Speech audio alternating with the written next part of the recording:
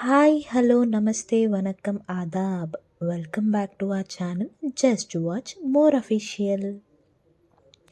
ఉగ్రం వీరం మహావిష్ణుం జ్వలంతం సర్వతోముఖం నృసింహం భీషణం భద్రం మృత్యోర్మృత్యుం నమామ్యహం. ఈ పాటికి మీకు అర్థమయ్యే ఉండాలి నేను ఈ వ్లాగ్లో దేనికోసం చెప్పబోతున్నాను. ఎస్, మీరు అనుకున్నది కరెక్టే. నేను ఈ వ్లాగ్లో యాదగిరి నరసింహస్వామి దేవస్థానం గురించి చెప్పబోతున్నాను. ఇది మన తెలంగాణలోని హైదరాబాద్ నుండి వరంగల్ వెళ్ళే రహదారిలో 50 కిలోమీటర్లకి దూరంలో ఉంది. మనం ఇక్కడికి చేరుకోవడానికి చాలా మార్గాలు ఉన్నాయి. మనం జీబీఎస్లో బస్ ఎక్కితే డైరెక్ట్ యాదగిరిగుట్ట చేరుకోవచ్చు. మనకి జీబీఎస్లో చాలా బస్సెస్ అవైలబుల్గా ఉంటాయి. అండ్ ఇవి సికింద్రాబాద్, తార్నాక, ఉప్పల్ అండ్ గట్కేసర్ మీద నుంచి వెళ్తాయి.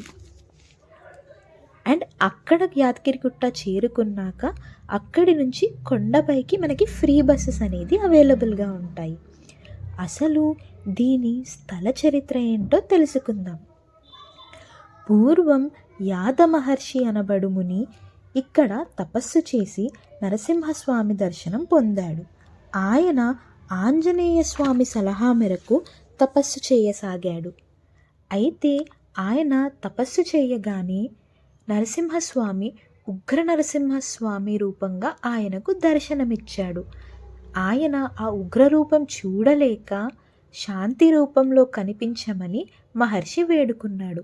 అప్పుడు లక్ష్మీ నరసింహస్వామిగా ఆయన దర్శనమిచ్చాడు. అప్పుడు ఆయన ఏం వరం కావాలో ఆ మహర్షిని కోరుకోమన్నాడు. అప్పుడు ఆ మహర్షి ఇక్కడే కొండలో కొలువు తీరమని ఆయనని వేడుకున్నాడు. అప్పుడు నరసింహస్వామి ఆయనకు ఆ వరం ఇచ్చి అక్కడే కొండపై కొలువుదీరిపోయాడు. కొన్ని రోజుల తర్వాత ఆ ఋషికి నరసింహస్వామిని వేరువేరు రూపాలలో చూడాలనుకున్నాడు. అప్పుడు ఆయన మళ్ళీ తపస్సు చేయసాగాడు. అప్పుడు మళ్ళీ నరసింహస్వామి ఆయనకు దర్శనమిచ్చాడు.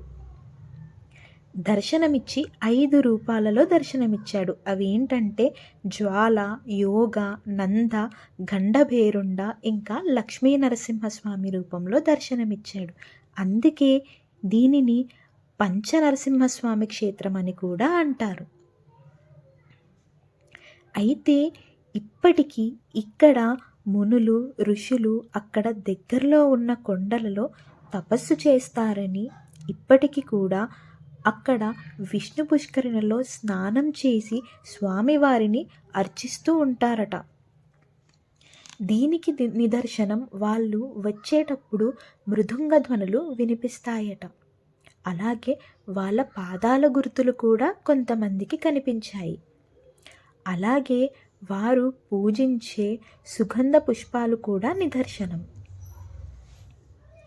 అయితే యాదగిరిగుట్టకి ప్రవేశం 2 మార్గాలు. ఒకటి మెట్ల మార్గం, మరొకటి రోడ్ అంటే వెహికల్స్ వెళ్ళే మార్గం. ఇక్కడ మెట్ల మార్గంలో చాలామంది భక్తులు వాళ్ళ మొక్కులు తీర్చుకోవడానికి మెట్ల మార్గం ద్వారా వెళ్తారు. అయితే ఈ మెట్ల మార్గంలో వెళ్ళిన వాళ్ళకి కాళ్ళ నొప్పులు తగ్గుతాయని భక్తుల విశ్వాసం. అయితే మెట్ల మార్గంలో వెళ్ళే వారికి దారిలో శివాలయం ఉంటుంది. అక్కడ శివుడు స్వయంగా వెలిశాడని చెబుతారు. అంతేకాదు, మొట్టమొదట అసలు నరసింహస్వామి దర్శనమిచ్చింది పాత నరసింహస్వామి వారి దేవాలయంలో అని చెబుతారు.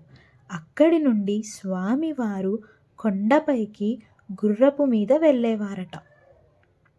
అయితే ఇప్పటికీ ఆ గుర్రపు గుర్తులు పాత నరసింహస్వామి దేవాలయం నుండి కొండ మీద వరకు ఇంకా ఉన్నాయని చెబుతారు. అయితే మనకు కొండ మీదకు వెళ్ళే దారిలో మనకు ఒక ఆంజనేయ స్వామి వారి దేవాలయం దర్శనమిస్తుంది. అక్కడ జలం ఎప్పటికీ ప్రవహిస్తూ ఉంటుందట. ఆ జలాన్నే స్వామివారికి అభిషేకానికి కూడా ఉపయోగిస్తారు.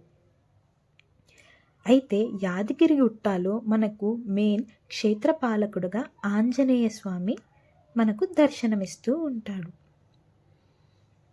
చాలామంది భక్తులు వారి మొక్కులను తీర్చుకోవడానికి తలనీలాలు సమర్పించి ఆ గుండంలో లేదా పుష్కరిణిలో స్నానం చేసి మళ్ళీ స్వామివారిని దర్శించుకుంటారు.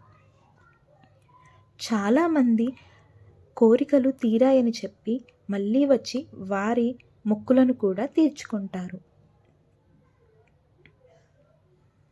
మనం స్వామివారిని దర్శించుకున్నాక అక్కడ ప్రసాదం కౌంటర్లో ప్రసాదం కూడా అవైలబుల్గా ఉంటుంది. అక్కడ ఈచ్ లడ్డు కాస్ట్ వచ్చేసి ఆల్మోస్ట్ 30 రూపీస్ ఉంటుంది.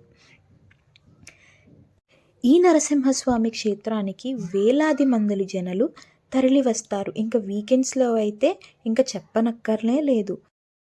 మనకి ఆ దేవస్థానం దగ్గరలో అన్ని సౌకర్యాలు ఉంటాయి. ఈవెన్ మనకి హాస్పిటల్ కూడా అవైలబుల్గా ఉంటుంది. అసలు ఏ ఇబ్బంది ఉండదు. మనం అక్కడ ఉండడానికి గదులు, రూమ్స్, గెస్ట్ హౌసెస్ అన్నీ ఉంటాయి. అండ్ ఇక్కడ యాదగిరిగుట్టలో మాత్రం నైట్ వ్యూ భలే ఉంటుంది. ఆ నైట్ వ్యూ, ఆ దీపకాంతులు ఇవన్నీ చూస్తే ఆనందంగా, ఆహ్లాదకరంగా ఉంటుంది.